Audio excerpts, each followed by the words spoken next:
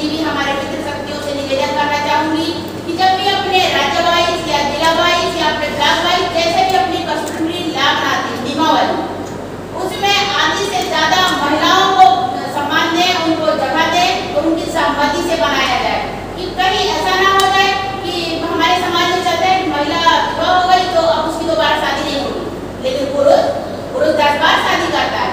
आज भी देखिए जितना संख्या पुरुष का है उतना महिलाओं का नहीं है, और लगभग यहाँ 90% जितने भी बैठे हो सब शादीशुदा हैं। तो महिलाओं की शक्तियाँ कहाँ है, मातृ शक्तियाँ कहाँ है? रीति रिवाज प्रथा की बात करते हैं, पुरुष शक्ति अकेले नहीं चलाता, मातृ शक्ति भी उसमें होती है, तब जाके आपका ये प्रथा चलता है। जितना महिलाएं को रीति रिवाज आता है उतना पुरुषों को भी नहीं आता, और महिलाएं तो पति का यानी पुरुष का अर्धांगिनी है, उसके आधा अंग में है।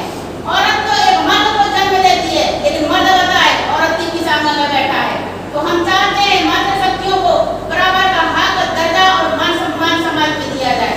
जहाँ कहीं भी कार्यक्रम हो मातृ शक्तियों को पहले स्थान दिया जाए, पहले उनको रखा जाए, पहले उनको मौका दिया जाए। ये समाज की बात है, आपके समाज की बहन बेटियों की इज्जत और मान सम्मान की बात है। अदर समाज के बहन बेटियों को देखो, हमने कभी नहीं सुना ठाकुर बामन बनियान की बेटियों का रेप हुआ, मर्डर हुआ, लेकिन आदिवासियों की बहन बेटियां हर जगह अत्याचार और शोषण से जूझ रही है। लेकिन समाज लड़ेगा भी, कितना लड़ेगा? कहते थे उस राज्य की लड़ाई है, फलाने का बेटी है, धमाने का ये है, लेकिन शोषण तो हो रही है ना। तो ऐसा ना हो। हमारे समाज के बुद्धिजीवियों से मैं कहना चाहूंगी कि मेरी बातों को ध्यान से रखें, अपने अपने प्रांत में जाएं और मातृ शक्तियों को सबसे पहले मान सम्मान दें, उनका इज्जत करें और उनको आगे रखें। हमेशा हर कार्यक्रम में मातृ शक्तियों को लाएं, ताकि वो भी समझें हमारी समाज की लड़ाई क्या है, जड़ क्या है, समस्याएं क्या है। सरकार से तो हम लड़ लेंगे, जितने भी पढ़े लिखे लोग हैं वो सब जानते हैं, कानून जानते हैं, संविधान जानते हैं, कितने प्रकार की लड़ाइयाँ हैं वो सब जानते हैं। लेकिन मैं चाहती हूँ कि मातृ शक्तियाँ भी उतना ही जाने जितना कि एक पितृ शक्ति जानता है।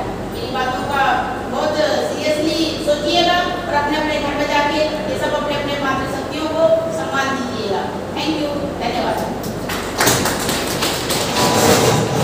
धन्यवाद बहन जी, और आपने ध्यान आकर्षित कराया है कि महिलाओं को सम्मान मिलेगा, और हम लोग महिला के बिना तो हम लोग रह भी नहीं सकते हैं, और आदिवासी समाज में महिलाओं को बहुत अधिकार दिया गया है। तो झारखंड से